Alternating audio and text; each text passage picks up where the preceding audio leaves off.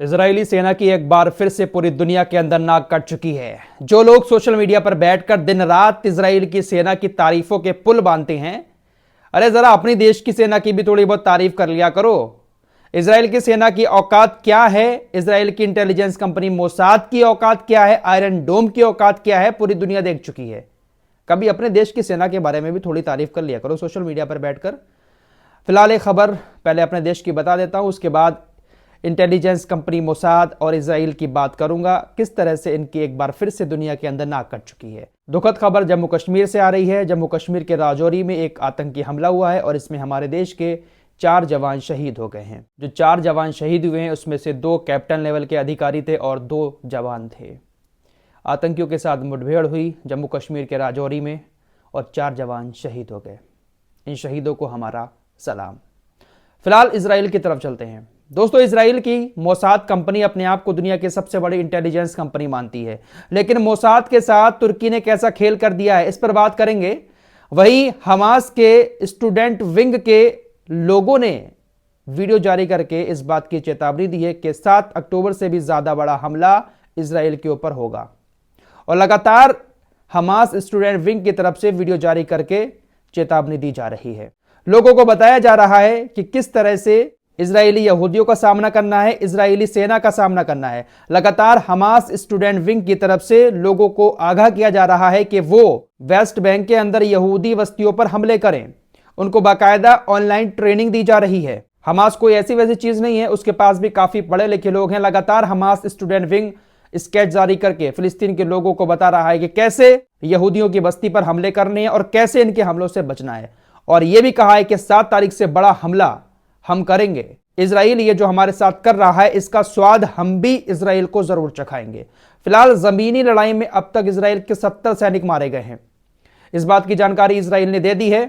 बाकी और जो हमले हुए हैं उसमें तकरीबन 3000 से ज्यादा इजराइल के सैनिक मारे गए हैं, लेकिन इजराइल सिर्फ 70 ही का आंकड़ा बता रहा है पूरी दुनिया को। और इजरायली सेना अपने सैनिकों की मौत की बातें इसलिए छुपाती है क्योंकि दुनिया में भौकाल खत्म हो जाएगा। आप जरा देखिए मोसाद का भौकाल, दुनिया में ऐसा भौकाल मचा रखा है कि मोसाद का हर आदमी हर कोने में मौजूद है दुनिया के, और बड़े से बड़े ऑपरेशन को चुटकियों में निपटा देता है मोसाद। मोसाद की भी पैंट गीली हो गई है और ये पैंट गीली किसी और ने नहीं की है बल्कि तुर्की ने खुद कर दी है। दरअसल मामला 2015 से शुरू होता है। 2015 में गाजा का एक हैकर इजरायली आयरन डोम को हैक कर लेता है। आयरन डोम, इसको भी दुनिया की सबसे बड़ी ताकत बताया जाता है।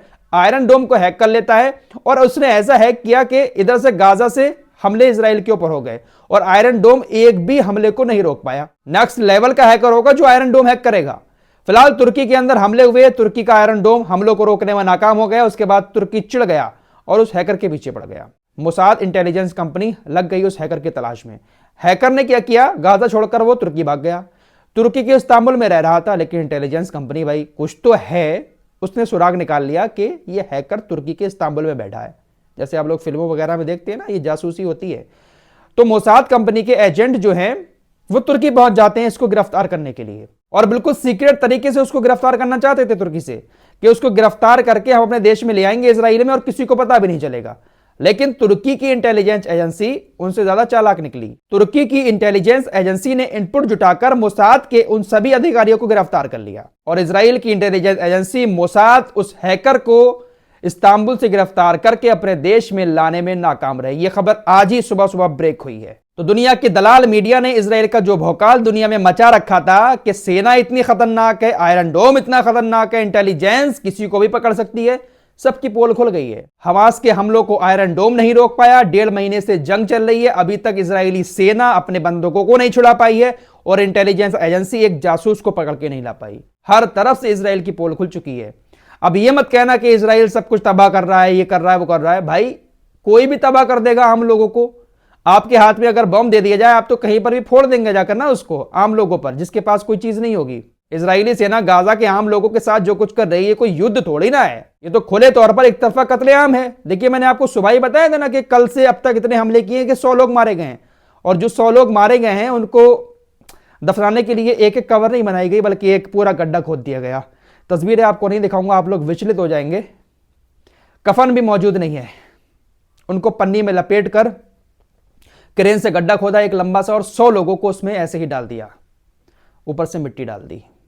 ताबूत भी नहीं बचे हैं। हमारे यहाँ जो कब्रों पर पटले रखे जाते हैं लकड़ी के, वो भी नसीब नहीं हो रहे हैं। हालांकि कुछ देशों ने ताबूत भिजवाए थे, उसमें रख के दफन कर दिया जाता था ऐसे ही गड्ढा खोद के, लेकिन अब ताबूत भी नहीं है। तो ये खतरनाक मंजर देखने को मिल रहे हैं। ब्लर करके आप लोगों को दिखा रहा हूं, महसूस कर लेना। तो ये नाकाम सेना जो है वो ऐसे ही मासूमों की जान ले रही है। फिलहाल इस रिपोर्ट में इतना ही। कुछ और खबरों के साथ फिर हाजिर होते हैं, तब तक के लिए अपना ख्याल रखिए।